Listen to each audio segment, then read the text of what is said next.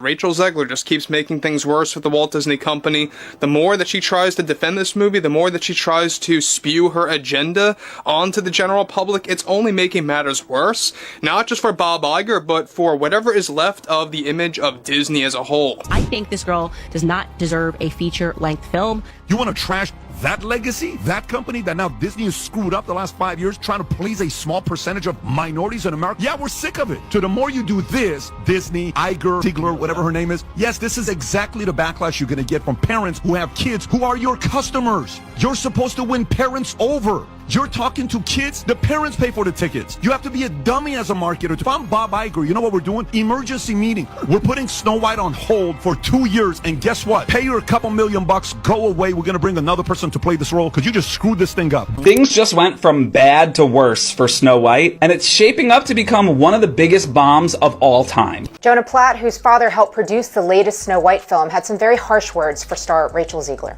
For context, Variety wrote a report recently titled Inside Disney's Snow White Fiasco, Death Threats, Beefed Up Security, and a Social Media Guru for Rachel Zegler. EV Magazine wrote on X, when you compare how Rachel Zegler spoke about Snow White to how other actresses who played live-action Disney princesses spoke about their character, really underlines just how poorly she carried herself. Disney just made one of the most embarrassing mistakes in its history, and it's all thanks to the Snow White live-action remake. What was supposed to be a magical reboot of a beloved classic has turned into a full-blown disaster.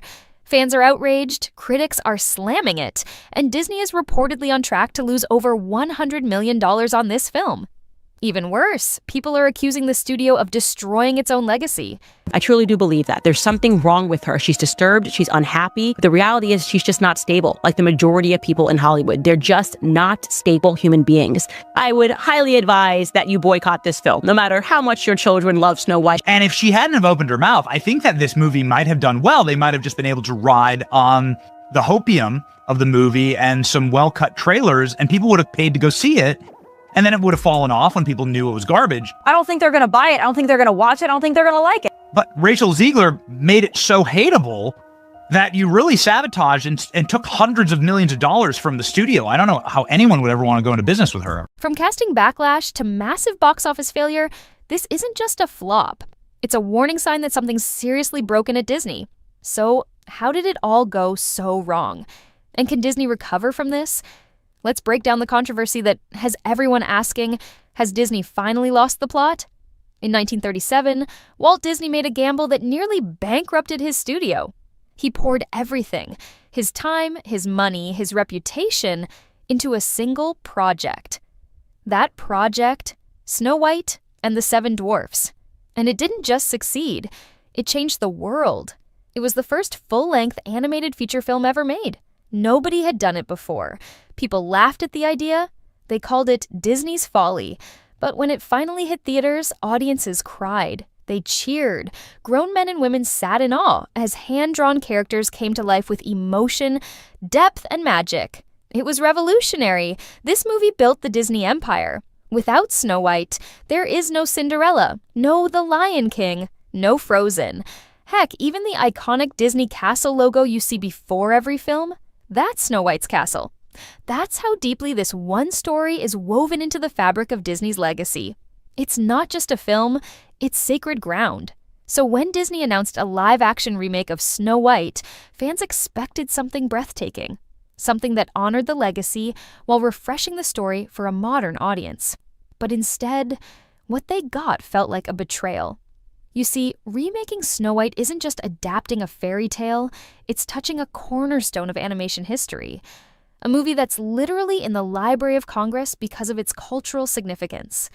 This wasn't the time to experiment, to provoke, or to chase clout. It was the time to pay homage. But that's not what happened. The first red flags started appearing before a single frame was shot. The lead actress began trash-talking the original film in interviews, calling the prince a stalker and mocking the idea of a damsel in distress. The studio announced they were removing the Seven Dwarfs entirely. Yes, you read that right. And replacing them with magical creatures to avoid being offensive. Suddenly, the remake didn't feel like a celebration. It felt like Disney was rewriting its own origin story, and fans weren't having it. Imagine if Apple rewrote the history of Steve Jobs. Imagine if McDonald's denied inventing the Big Mac. That's what this felt like to Disney loyalists. They weren't angry because of change. They were angry because the change felt disrespectful. And that's the dangerous game Disney played, messing with a masterpiece without fully understanding the emotional weight it carries. This wasn't just a creative decision. It was a gamble with their own legacy. And as we're about to see, that gamble didn't pay off. When Rachel Zegler, best known for West Side Story, was announced as the new Snow White, the internet exploded. Not because she's a bad actress, far from it, but because of how deeply tied the original Snow White is to traditional European imagery. Some fans were confused, others angry, and a few outright hostile, accusing Disney of race swapping purely for political correctness. Zegler responded publicly, saying she was proud to bring a fresh face to the role, and that people's strong reactions just show how passionate they are about the story. But things only escalated when past interviews resurfaced of Zegler criticizing the original Snow White, calling it outdated and problematic. That didn't sit well with longtime Disney loyalists, many of whom saw the remake as a slap in the face to the original's legacy. Then came the production drama. Filming took place in the UK, and despite efforts to go green, a damning report revealed that the Snow White remake generated more carbon emissions than Fast and Furious 10. Let that sink in. A Disney princess movie polluting more than a film famous for burning rubber and flipping cars. Combine that with a ballooning production budget, rumored to be around $270 million, and the studio was already skating on thin ice. The marketing push was huge, but behind the scenes, there were whispers that even Disney wasn't confident about the film's direction. The environmental backlash was just another blow in a string of PR nightmares. When the film finally hit theaters, it flopped hard. Initial projections were optimistic, but reality told a different story. According to recent reports, the movie is on pace to lose a staggering $115 million. For comparison, that's more than the total budget of many successful films combined. Analysts were stunned. How could a film with such a beloved name, massive budget, and a high-profile lead perform so poorly? Some blamed the marketing, others the controversy, and many pointed to franchise fatigue. But one thing became clear. Disney had bet big, and it lost even bigger. Fans didn't hold back. Social media was flooded with disappointed viewers, calling the film unrecognizable, politically preachy, and soulless. Critics were mixed, with some praising the visuals, but most criticizing the lifeless storytelling and tone-deaf updates to the original.